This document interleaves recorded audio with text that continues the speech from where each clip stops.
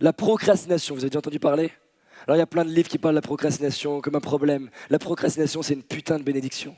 Je sais que c'est choquant, ce serait plus facile de vous dire c'est un problème, mais la procrastination, c'est un symptôme du fait d'essayer d'aller vers une vie qui ne te correspond pas. Tu ne peux pas procrastiner quand tu vas vers ce qui est important pour toi. Tu as une force à l'intérieur de toi qui te pousse à le faire. La procrastination n'est pas un problème, c'est une conséquence qui est un symptôme qui t'indique un problème. Le problème, c'est tu vises quelque chose qu'au fond, tu ne veux pas.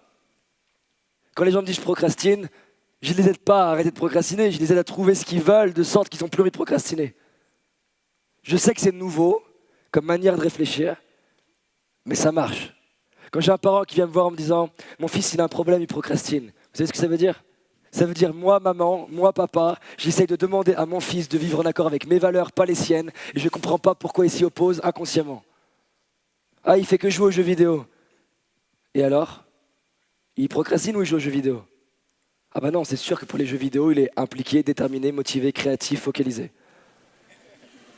La croyance populaire, c'est dire c'est un problème. Mais c'est peu comprendre l'être humain en fait. Tu t'es déjà intéressé à pourquoi ton fils y jouait? Tu lui as déjà demandé à quel jeu il jouait? Tu lui as déjà demandé quel talent il développait quand il jouait? Tu as déjà demandé la manière qu'il a de gagner par rapport à une autre personne? Tu lui as déjà demandé les stratégies d'excellence qu'il utilise pour gagner? Pourquoi ce jeu? Quand est-ce qu'il joue? Comment il fait pour gagner? Qu'est-ce qu'il inspire dedans? Ah bah non. Donc tu es en train de dire que tu veux que ton fils il ait une vie différente, tu n'as même pas pris le temps de t'intéresser à ce qu'il aime. J'ai une maman qui vient me voir en me disant mon fils il va se faire virer de l'école, ça va pas, etc. Donc elle me dit est-ce que tu peux le voir? Je dis avec plaisir, on passe du temps ensemble. Je dis écoute, la première chose qu'il me dit, est-ce que vous pouvez ne pas parler d'école? Je dis on parle pas d'école, je m'en fous de l'école. Et sache que tout ce que tu me dis, ça reste entre toi et moi, ça ne m'intéresse pas de le partager à ta maman. Et voilà la question que je lui pose, c'est qu'est-ce que t'aimes? Qu'est-ce qui te fait vibrer? Vous savez pourquoi au début il répond pas? Parce qu'en fait, tout ce qu'il aime, c'est jugé par la société. Donc il n'ose même pas me le dire, parce que lui-même, il se juge en le disant. Et au bout d'un moment, il me dit, il sourit avec un mélange de je suis content et je culpabilise, j'aimerais raconter des conneries en cours. Mais je dis, mais c'est génial. C'est pas, tout le monde n'est pas capable de faire rire une salle. Oh, mais non, mais tout le monde me dit que j'ai un problème, ça va pas, je devrais arrêter. Je dis, mais il y a autre chose que tu es en train de démontrer, c'est du leadership. Tu es en train de me dire que tu as l'école qui veut te virer, les profs qui sont pas contents, ta mère qui est pas contente, et toi tu continues de raconter des conneries. Bah franchement, tu m'inspires. Mais quand je lui dis, je blague pas, je suis sincère.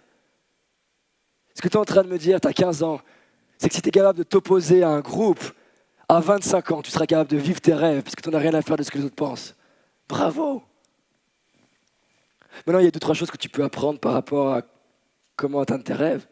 Mais avant ça, c'est quoi tes rêves? J'adore les jeux vidéo. Quels jeux vidéo? Pourquoi? Comment? Qu'est-ce qui te plaît là-dedans? Sa mère, avant qu'on commence l'entretien, elle m'a dit, tu verras, il a un trouble, un déficit d'attention. Fuck. Aucun enfant a un déficit d'attention. Comme par hasard, il s'écoule 45 minutes, ce qui était censé être plus ou moins l'heure, il ne peut plus après.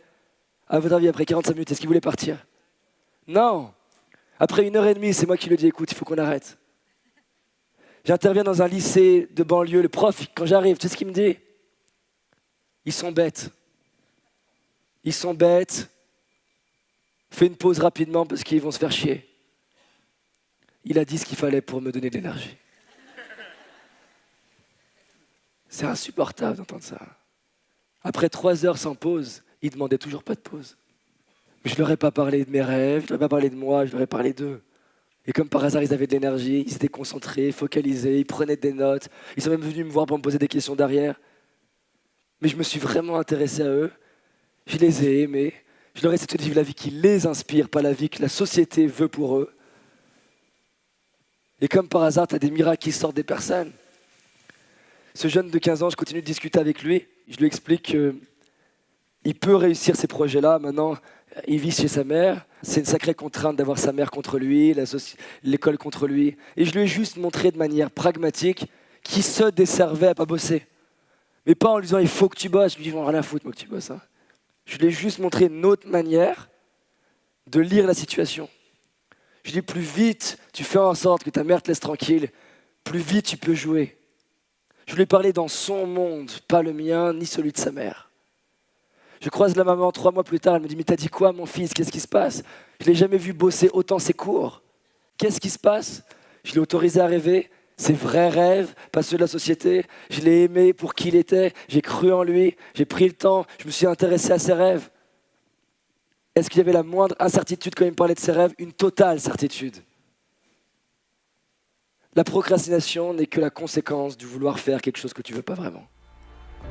Si tu as envie d'aller plus loin, j'ai réalisé une vidéo qui s'appelle les 5 erreurs que la majorité d'entre nous font et qui va nous causer l'échec de nos projets, nos rêves et notre réussite. Une seule de ces 5 erreurs va t'empêcher littéralement de réussir et d'être pleinement heureux. Clique sur le lien dans la description, va voir la vidéo, c'est un indispensable. Je te dis à très vite, on avance ensemble. Cette année, c'est notre année. C'est parti.